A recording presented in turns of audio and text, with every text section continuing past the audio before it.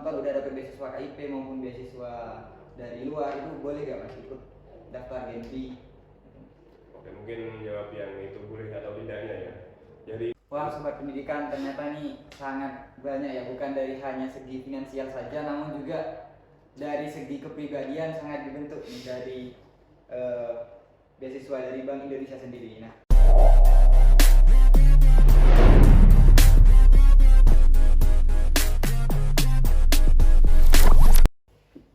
Assalamualaikum warahmatullahi wabarakatuh. Halo sobat pendidikan.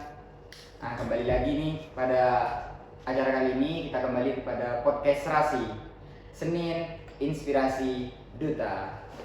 Bersama saya selaku moderator pada hari ini, saya Duta Nusil. Nah, kebetulan untuk materi kali ini kita kedatangan dari yang spesial materinya. Kita akan membahas tuntas tentang topik kali ini ya, tentang beasiswa. Nah, mungkin bisa perkenalan terlebih dahulu. oke, izin perkenalkan, nama saya Rizal Effendi. Saya dari Pendidikan Informatika angkatan 21. Saya di JNB ini jadi wakil ketua. Nah, spill sedikit nih, kebetulan sudah mendapatkan beasiswa ya, beasiswa tentang Bank Indonesia. Tidak umum lagi lah di telinga kita ya kan. Mungkin tidak lama-lama ya, langsung kita akan mengulik tuntas tentang topik pada hari ini. Beasiswa Genbi itu seperti apa Mas? Dan itu penting nggak bagi mahasiswa? Oke, yang pertama tentang mungkin definisi beasiswa dulu ya. Jadi beasiswa itu bantuan. Bantuannya itu apa? Biasanya itu berupa finansial. Nah, itu biasanya dikasih atau diberikan oleh lembaga atau bisa juga perusahaan gitu. Itu tujuannya untuk apa? Itu untuk membantu dalam biaya perkuliahan. Jadi intinya itu secara garis besar seperti itulah. Terus penting nggak bagi mahasiswa? Menurut saya sendiri itu penting karena apa? Tidak semua mahasiswa itu berkecukupan gitu lah. Ada yang ekonominya mungkin agak ke bawah. Nah, itu bisa menjadi solusi lah beasiswa seperti itu. Dan menurut saya dari BI sendiri itu bisa kayak kehormatan tersendiri karena di BI itu tidak hanya sekedar beasiswa namun ada banyak benefitnya, dari mulai event-event BI yang gede, terus biasanya kita selalu dilibatkan, terus juga relasi dari setiap penerima Bank Indonesia juga itu juga satu Jawa Timur biasanya ada kegiatan satu, terus apa lagi ya biasanya ada kayak materi-materi juga. Oh, jadi Mas sendiri kan selaku penerima Genbi. Nah, jadi tidak hanya kebantu dari finansial, mungkin dari pengalaman seperti kegiatan tersebut sangat membantu. Iya, karena itu salah satu dari benefitnya itu sendiri. Kalau sebelum itu kan Mas pasti sebelum dapat beasiswa, sebelumnya belum dapat beasiswa kan sebelumnya. Iya. Nah, itu kesusahan dari dalam finansial. Iya, bisa dibilang saya itu dari keluarga menengah ke bawah ya. Saya sambil ngojek gitu, sambil usaha-usaha biar bisa membantu lah orang tua, karena kan saya juga sebagai anak kadang berpikir ingin membantu lah orang tua gitu. Karena kalau dari orang tua tok itu menurut saya berat. Berarti secara garis besar ini sangat membantu lah bagi kami. Alhamdulillah. Kita juga kembali lagi ke pertanyaan kedua Mas ya. Jenis-jenis beasiswa itu apa aja Mas? Kalau boleh Mas tahu kan pasti Mas sebelum lolos ujian ini pasti mengikuti banyak-banyak seleksi ya. Iya. Apa aja mungkin yang Mas ketahui baik itu dari swasta sendiri ataupun dari negeri? Oke, mengenai jenis-jenis ini sangat banyak sekali. Misal kita search nih di Google atau di IG atau di apa, pasti muncul banyak gitu, seret gitu. Tapi mungkin kita bisa mengkututkan dulu, kita ke ini aja, ke lingkup UTM. Ini apa aja beasiswanya? Yang pertama yaitu ada KIP gitu. Itu yang paling favorit lah di antara semuanya, karena kan dari pemerintah langsung itu juga dapat uang UKT, ultranya gratis, terus dapat apa namanya itu biaya hidup seperti itu, jadi sangat terbantu. Terus juga ada BI juga, itu sangat membantu juga. Itu agak apa susah karena di UTM sendiri kuotanya cuma 75, jadi bersaing dengan ribuan orang gitu, nanti diseleksi. Terus yang satunya itu ada lagi apa, jarum itu lebih susah lagi karena dari satu UTM itu kalau nggak salah itu di bawah 10 gitu ya. Saya dulu juga sempat gagal karena kan di daerah saya sebenarnya itu ada beasiswa daerah gitu. Ya awalnya saya itu ikut itu KIP nggak tahu kenapa gagal gitu. Mungkin ya belum rezeki gitu. Terus saya daftar lagi itu di beasiswa apa, yang tadi daerah itu di semester 2 dan 3 gagal semuanya. Nah mungkin memang belum rezeki aja, karena Tuhan kan tahu yang terbaik. Alhamdulillah ini lolos di BI dan alhamdulillah itu periode juga dari semester 4 dan 6. Nah, kita kembali lagi ke merujuk ke BI. Nah, pastikan para penonton ini pastikan penasaran karena sudah lolosnya. Nah, itu langkah-langkahnya seperti apa nih, bisa biar penonton ini yang melihat bisa mengetahui lah langkah-langkahnya tersebut. Oke. Lolos ke beasiswa BI. Oke, untuk mengenai tahap ini untuk 2 tahun ini itu sama. Ada 2 tahap top kalau di BI. Yang pertama itu seleksi berkas dan juga seleksi wawancara. Nah di 2 tahun ini regulasinya berbeda. Kita ke tahun 2023 dulu. Di tahun 2023 itu berbeda dengan tahun yang sekarang. Kenapa? Karena dulu itu diseleksi dulu di prodi. Jadi dulu itu pas ada pengumuman BI dari pihak prodi itu ada pengumuman, itu ada edarannya surat, terus kita besoknya misal itu daftar. Nah itu diwawancarai dulu di prodi itu kalau tahun 2023. Setelah itu baru dapat rekomendasi dari fakultas, terus lanjut ke UDIF-nya gitu. Terus di tahun 2023 itu yang lolos dari UNIF-nya itu 110 itu nanti di wawancaranya itu kalau 2023 kemarin itu online. Jadi alhamdulillah itu agak kurang karena online. Dan beda lagi regulasinya sama yang tahun sekarang 2024 kemarin itu beda. Jadi yang tahun sekarang itu nggak langsung ke prodi. Tahun kemarin itu dari BI langsung ada linknya pengumuman berkas. Jadi kita cukup persyaratannya itu dipenuhi semua. Terus habis itu dijadiin PDF gitu. Terus habis itu di upload di link BI. Terus untuk pengumuman yang lolos atau tidaknya nanti ada pengumuman lagi. Kalau yang tahun sekarang itu yang lolos pemberkasan itu 150. Nah itu diambilnya masih tetap kuotanya untuk UTM itu BI itu 75, jadi diambil setengahnya. Kemarin itu pas Februari. Terus wawancaranya itu pas puasa, masih ingat. Itu diambil setengah, terus habis itu lolos. Jadi itu saja, cuma dua langkah. Pas pengumuman minggu kemarin, bulan kemarin. Pengumumannya kemarin April. Nanti pastikan penonton-nonton nih pasti ada kan yang udah mendapatkan beasiswa namun juga pengen ikut beasiswa lagi, atau enggak yang belum sama sekali cuman masih bingung lah mas persyaratan khususnya itu seperti apa. Nah misal penonton udah dapet beasiswa KIP maupun beasiswa dari luar, itu boleh gak mas ikut daftar Genpi? Oke, mungkin jawab yang itu boleh atau tidaknya ya. Jadi BI itu ada persyaratannya sebenarnya. Sebenarnya itu tidak boleh ada beasiswa lain. Jadi misal udah dapat KIP ya gak boleh dapat BI. Harus bagilah yang rezeki yang belum dapat gitu, karena kan apa ya, saling membutuhkan. Nah, tentang persyaratan ini sangat banyak. Nah, mungkin tak buka dulu IG-nya, IG-nya yang kemarin. Nah, ini saya mungkin sebelum ke persyaratan bisa ke kriteria dulu. Kriteria dulu. Yang pertama ini ada program studi prioritas. Jadi kadang itu tidak sama kuota dari prodi ini, prodi ini, prodi ini.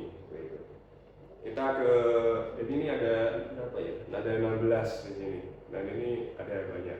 Nah, mungkin kita ke tahun lalu dulu, ke tahun 2023. Itu yang lolos BI yang diterima itu dari PIV ada 8 itu, dan PIPA 1, PGSD 1, terus apa? PG PAUD 1 sama PBSI 1. Itu kalau yang tahun 2023. Yang tahun sekarang itu beda. Itu regulasi baru lagi dari BI. Jadi yang tahun sekarang dari PIV itu ada 6, terus PBSI 5. Alhamdulillah dengan angkatannya banyak. Terus PGSD itu 3, terus PIPA 2, terus PG PAUD 1. Itu untuk program studi prioritas, karena dari BI sendiri mencantumkan ada beberapa prodi yang diprioritaskan seperti informatika dan lainnya. Itu ada persyaratan khususnya kok bisa beda antara prodi A dengan prodi B? Ada persyaratan khususnya kok bisa beda? Nah kalau itu aku kurang tahu ya, karena dari BI langsung kayak ngasih nama tok gitu. Jadi tidak dikasih alasan ini kenapa, ini kenapa segini, tidak seperti itu. Benar-benar dari BI-nya mereka? Ya, dari BI-nya. Mungkin kalau tahun depan kemungkinan tidak lagi bisa, karena berubah-ubah. Tapi tetap tahapannya sama yang kita lakukan. Terus ini ada kriteria umumnya.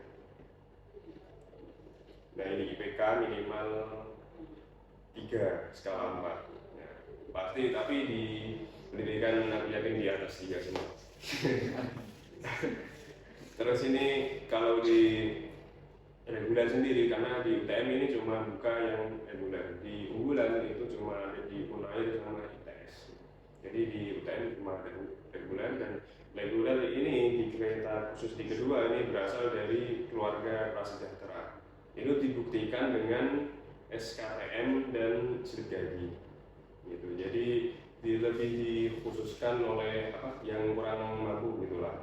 Karena biar lebih dampak aja mungkin gitu ya. Karena ngapain membiayain orang yang sudah kuat gitu. Terus yang ketiga membuat resume pribadi, motivation letter. Nah, biasa kan ya CV dan juga motivation letter gitu. Terus ini rekomendasi dari satu tokoh akademik. Nah, ini bisa nanti ke admin 102 itu. Kalau kemarin saya Pak Herna. Terus sekurang-kurangnya menghasilkan 40 SKS. Nah, intinya ini di semester 4. Jadi semester 2, 3 itu belum. Nanti di semester 4 biasanya itu Februari awal itu udah ada pengumuman biasanya di IG-nya. IG-nya ini di sini, Bank_Indonesia_Jatim. Jadi UTM ikut yang situ. Terus ini maksimal berusia 23 tahun. Nah, ini masih muda semua. Terus apa lagi? Langsung ke dokumen-dokumennya mungkin ya. Nah, di sini yang pertama itu ada formulir A1. Nah, di sini biasanya dari BI itu ada link khusus, nanti bisa diunduh. Nah, itu kayak profil biasa kok. Biasanya ada foto, terus alamat biasa gampang. Terus yang kedua ini ada KHS. Nah, KHS ini tahun kemarin pas saya mau verifikasi berkas, itu kalau bisa langsung aja kayak transkrip gitu. Jadi misal kita udah pakai transkrip, nggak usah pakai KHS lagi karena sudah mewakili KHS semester 1 sampai 4 lah ini. Terus fotokopi KTP, KK, KTM jelas ini identitas diri. Terus surat keterangan aktif ini bisa ke admin juga, ke Pak Ganda. Terus surat pernyataan bermatra ini biasanya dari BI ada link juga. Biasanya dari 1 sama formulir A1 tadi. Jadi ada surat pernyataan di materai bahwa tidak sedang menerima beasiswa dari pihak lain gitu. Terus fotokopi berkas prestasi, nah, misal ada sertifikat penghargaan, terus ada magang atau partisipasi gitu, bisa dilampirkan gitu, karena masuk dalam kriterianya di dokumennya. Terus ada CV juga.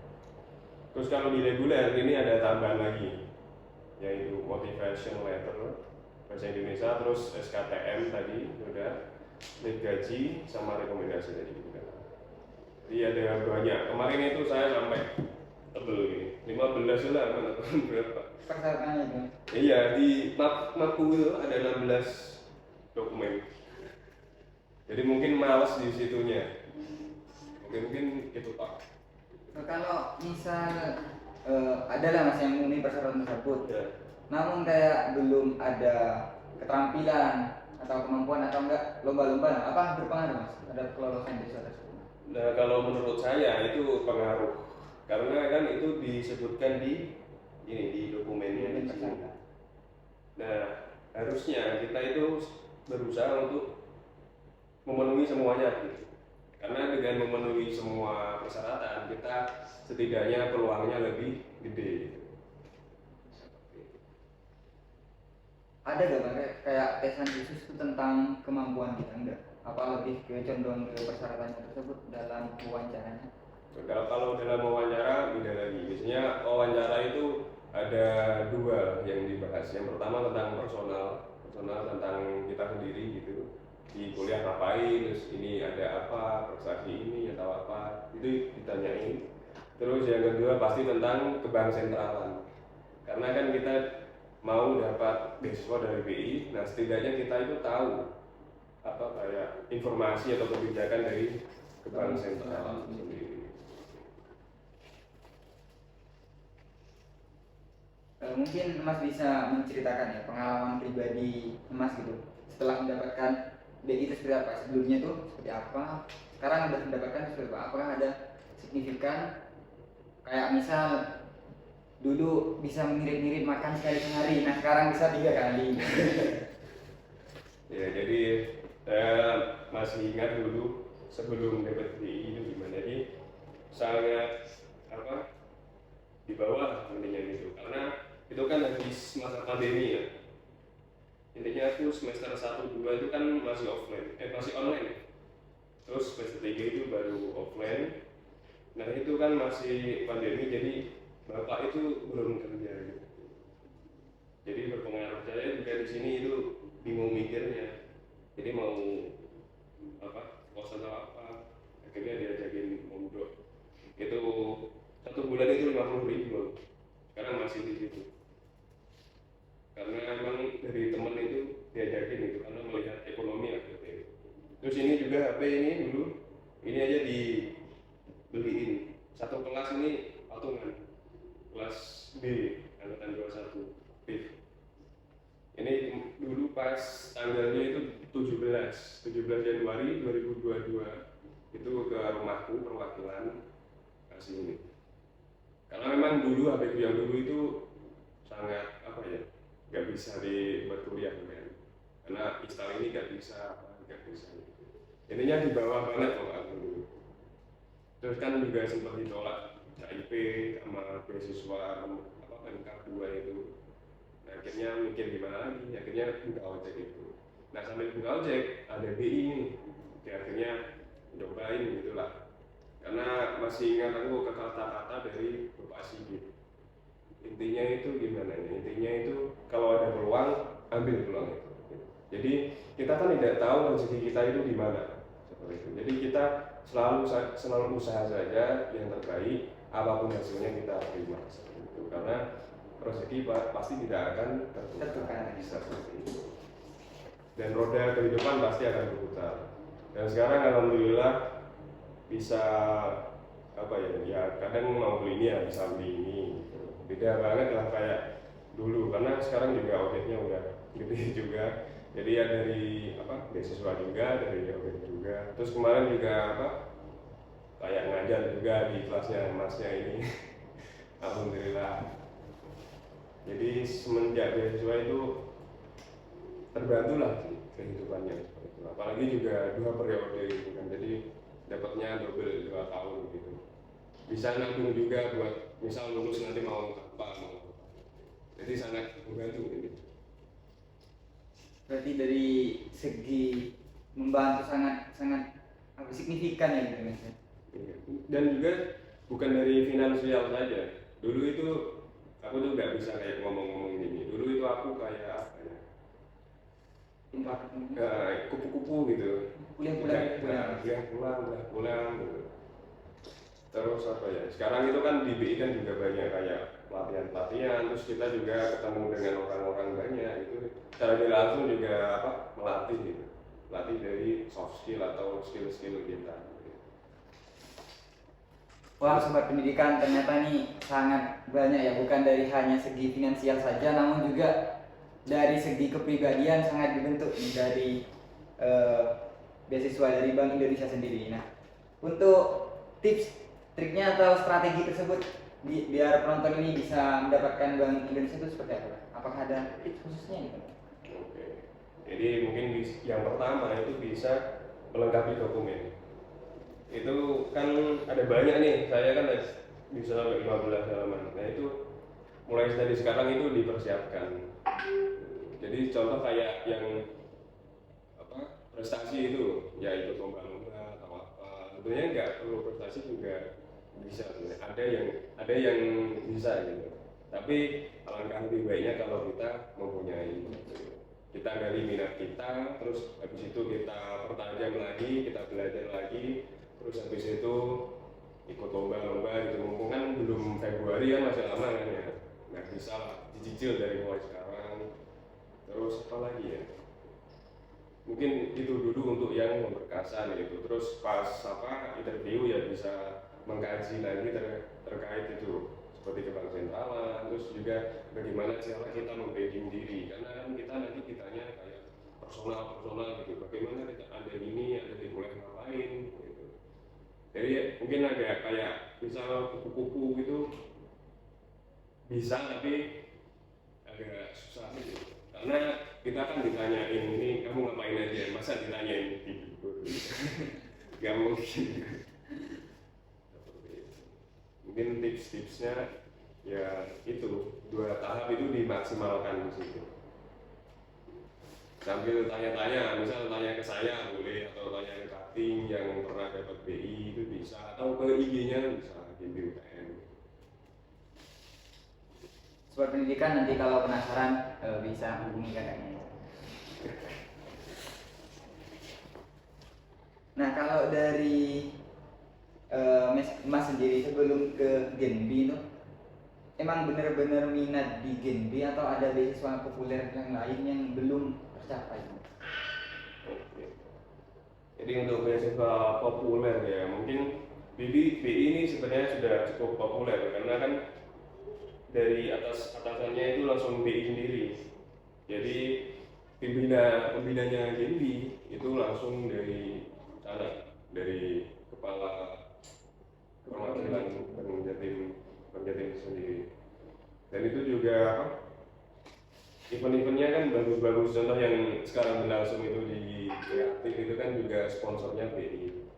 Tidak pernah apa kayak setiap acara kayak setengah-setengah itu nggak pernah. Misal kadang juga dapat ini, dapat itu, dapat relasi dan ilmu juga. Mungkin bisa populer. Terus ada lagi itu yang Jarum itu juga populer, karena kan Jarum itu mungkin memang sedikit, tapi development dari penerimanya itu sangat baik, karena biasanya sampai keluar pulau gitu. Nah, bisa kan jalan-jalan gratis ya.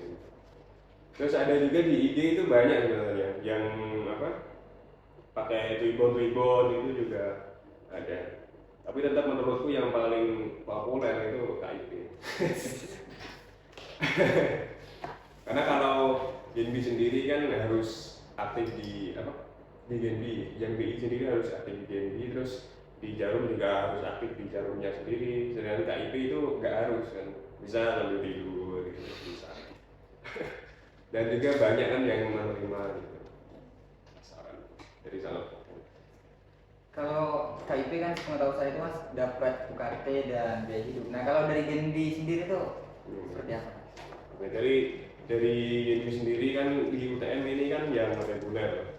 Nah yang kalau reguler itu 1 bulan itu dijatah 1 juta. Jadi 1 tahun itu dapat 12 itu cuma 12 stok. Jadi untuk UKT kita tanggung sendiri dari 12 itu gitu. Jadi memang kayaknya bisa kayak lebih enak KIP, tapi di KIP tidak ada kayak JB seperti itu, event BI dan sebagainya. Jadi ada plus minus dari setiap beasiswa seperti itu. Terus juga BI itu setahun. Makanya tadi saya bilang 2 periode, karena saya kan habis 1 tahun, habis daftar lagi gitu. Jadi bisa, karena kan nggak mungkin juga misal dari Genbi itu angkatan baru semua, mesti harus ada yang 2 periode. Kalau lanjut 3 periode nggak bisa? 3 periode nggak bisa, karena di kriterianya itu harus maksimal 4 semester. Jadi ya 2 tahun ini udah maksimal, karena juga mau lulus juga kan. Masa ditunda. Nah mas ini kan selaku lolos lah gitu, Yeah. 2 periode di beasiswa Genbi sendiri. Ada gak mas kayak yang mas yakini dari organisasi ini atau dari prestasi ini yang bisa mas lolos di Genbi sendiri? Oke, jadi yang saya yakini organisasi maupun prestasi itu sangat berpengaruh dari apa untuk apa untuk daftar gitu. Karena apa, organisasi pasti kan tujuannya baik. Di sana kan kita juga belajar kerjasama, terus kita juga kadang diberi tanggung jawab. Secara tidak langsung kan kita juga mengasah soft skill gitu. Itu juga bisa kita kita sampaikan pas interview gitu. Karena kita ngapain aja sih, akhirnya kita membranding diri kita intinya kita ada poin plus lah di diri kita seperti itu. Terus kalau prestasi itu juga penting. Kalau saya kemarin kan emang kayak yang tahun 2003 itu kayak kupu-kupu gitu kan, tim organisasi. Nah saya pakai yang prestasi itu. Jadi bisa juga prestasi. Misal kita tidak organisasi, kita kuatin aja di prestasi tersebut. Kita tidak kuat di prestasi, bisa kita organisasi gitu. Jadi terserah kita mau yang mana, atau mau dua-duanya boleh. Sangat mengerikan nanti, anak ini mengeri sekali. Auto lolos seperti itu. Jadi untuk organisasi juga penting, boleh semuanya. Misal kayak masnya duta itu juga boleh, karena ada kok banyak malah duta yang jadi Genbi. Biasanya juga dari MC, nanti jadi apa gitu. Terus BM itu juga bisa. Terus UKM itu boleh. Intinya semua organisasi boleh seperti itu. Karena ada nilai plusnya di situ. Karena kita secara langsung ada kegiatan lah gitu, tidak diem kok gitu. Ada yang manfaatnya di situ. Nah dari tadi kita kan bicara tips and trick, terus apa sih dukungannya. Nah kali ini kita bicara tentang kesalahan atau kekurangannya mas dalam beasiswa Genbi sendiri. Apa yang perlu mahasiswa penonton ini dihindari lah mas? Biasanya itu saya sering lihat untuk kesalahan itu di prestasi. Biasanya itu pas daftar saya tanya, ada prestasi ini nggak? Ada prestasi ini nggak? Ada banyak yang jawab kayak nggak ada gitu. Terus juga organisasi juga kurang. Jadi misal lolos ke berkas, kita pas diwawancara itu bingung kita mau ngapain gitu. Apa yang mau kita sampaikan? Kita itu mau menyampaikan kita versi apa gitu. Kita akalnya mana, plusnya di mana seperti itu. Jadi mumpung belum Februari, kita bisa nih ikut lomba, atau misal kepanitiaan juga bisa, misal kita panitia ospek atau itu bisa gitu. Jadi ada hal yang bisa kita ceritakan seperti itu di pas sesi wawancara gitu. Atau di berkasnya kita juga bisa melampirkan gitu dari prestasi ataupun sertifikat organisasi seperti itu. Terus kesalahan lagi biasanya itu karena GMB itu mendadak, biasanya memang pengumumannya itu agak lama dari BI-nya, misal dari Januari itu udah ada, tapi nyampe suratnya ke UTM itu lama, biasanya hamin satu minggu baru dapat surat edaran dari UTM. Nah, rupuh semua akhirnya karena berkasnya kan banyak, kayak SKTN itu kan harus minta ke desa kayak itu, terus slip gaji dan hal-hal lain sebagainya. Biasanya emang di waktu itu di time itu kurang kurang memaksimalkan, akhirnya pas waktunya tenggat udah mau ngumpulin itu belum siap berkasnya, atau ada berkas yang kurang, akhirnya terus kadang nggak lolosnya di situ gitu. Jadi kurang menghargai waktu, jadi mungkin dari sekarang bisa dipersiapkan gitu.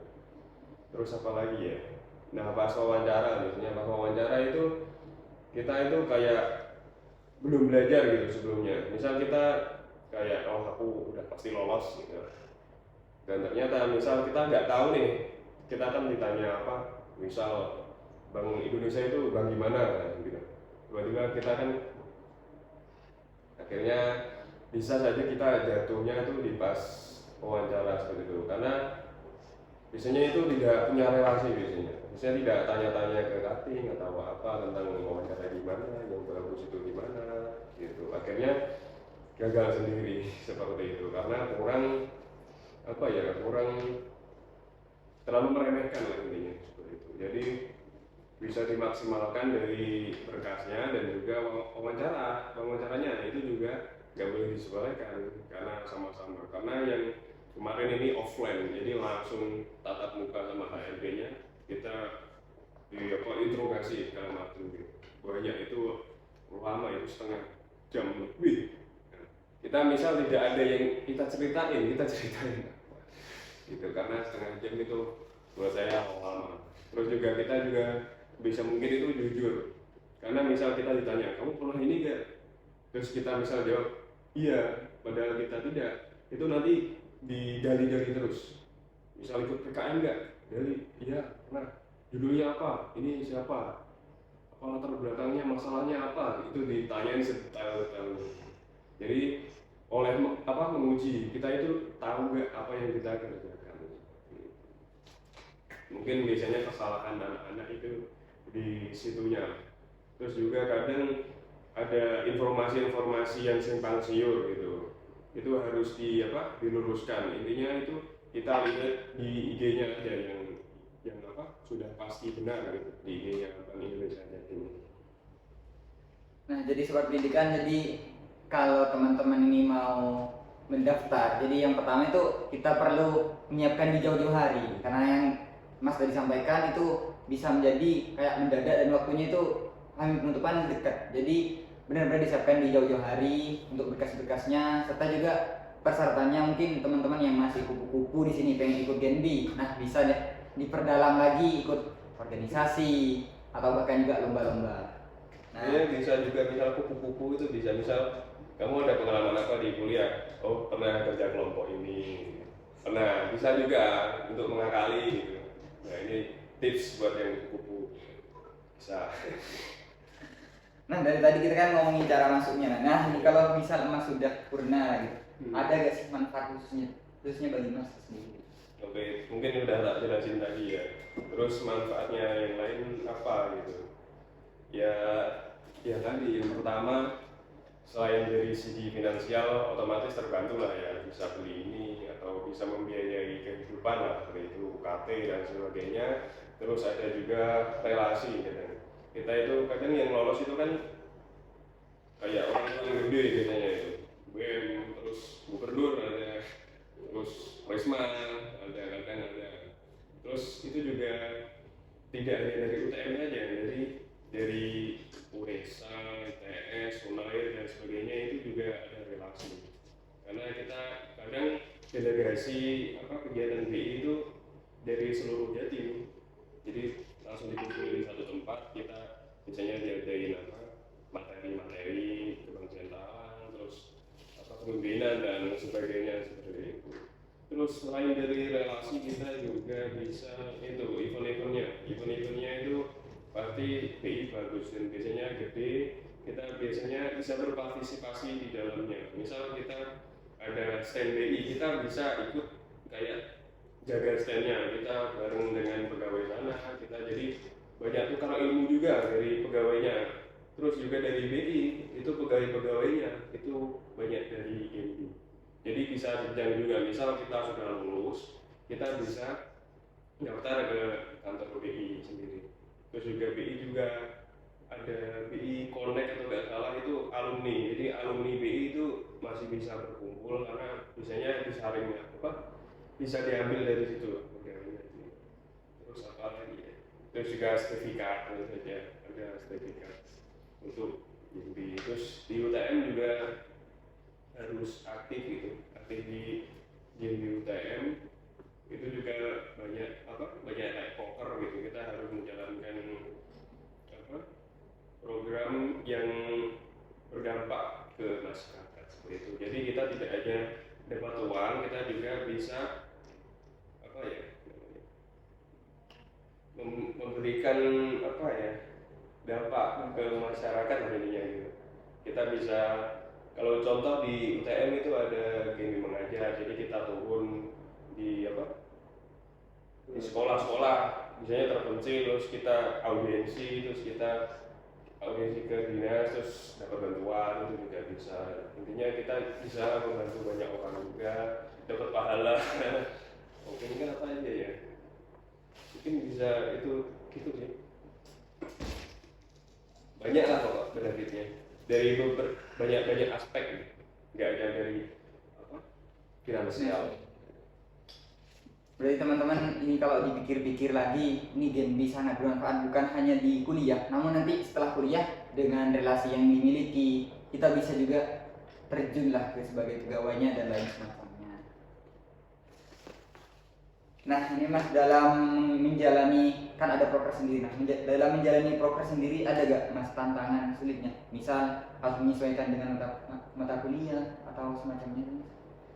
Oh ya mungkin susah membagi di apa waktu ya. Jadi bisa kita apa biasanya itu setiap orang itu ada skala prioritas tersendiri. Bisa tugas ini dikasih segini, organisasi segini, kuliah segini. Nah itu balik lagi ke orangnya sendiri. Kita itu mau orang yang seperti apa. Misal kita bisa saja misal kita jadi CEO, ya kita bisa lebih sedikit memprioritaskan di CEO. Misal kita ada dua organisasi, biasanya kan yang Genbi kan nggak ikut Genbi tak, biasanya ada dari ikut BEM atau ikut apa, biasanya itu dibagi di situnya. Misal di BEM dia jadi apa, jadi CEO, di Genbi jadi anggota, nah boleh lah kayak bilang Mas aku di sini CEO boleh gitu. Banyak kok kemarin yang seperti itu.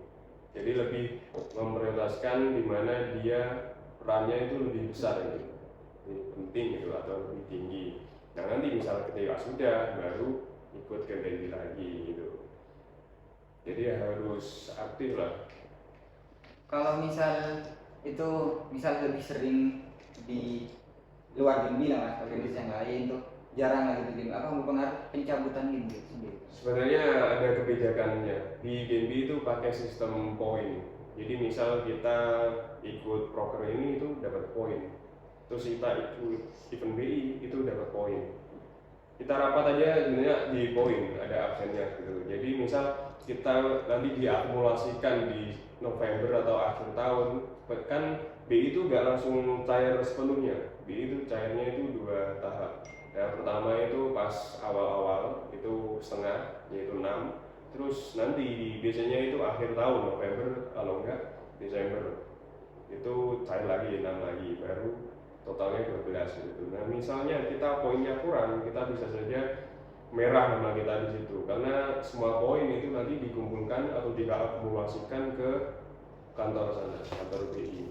Jadi sebisa mungkin itu aktif ya, karena resikonya gitu kalau nggak aktif, bisa saja bermasalah di pencairan kedua. Terus misal aktif itu menurut saya malah ada poin plus, di samping kan eventnya kan udah bagus nih, terus misal kita aktif bisa saja kita dilihat lagi untuk kedepannya. Misal kayak saya itu dulu itu tak ikutin semua gitu, oleh karena itu mungkin bisa poinnya banyak, terus mungkin dari pihak sananya oh ini anak bagus, bisa lah kasih 2 periode gitu. Jadi bisa misal mau 2 periode bisa kalau aktif. Jadi mungkin menurut saya yang nggak aktif itu malah rugi gitu.